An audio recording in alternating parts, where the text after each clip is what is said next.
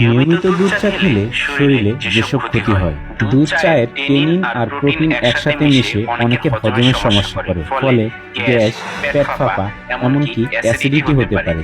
এই অ্যাসিডিটি থেকে পেটে আলসার বা গ্যাস্ট্রিক আলসার দেখা দিতে পারে।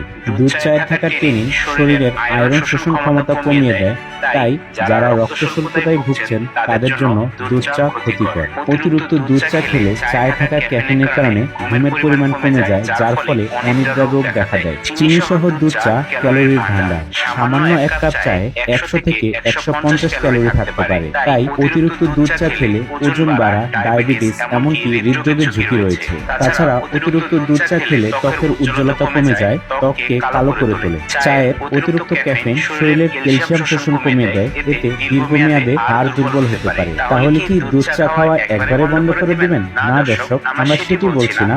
আপনি চা খাওয়ার পরিমাণ কমিয়ে দিতে হবে। দিনে 1 কাপের বেশি চা খাওয়া যাবে না। চিনি বাদ দিয়ে বা চিনি কম দিয়ে চা খাবেন।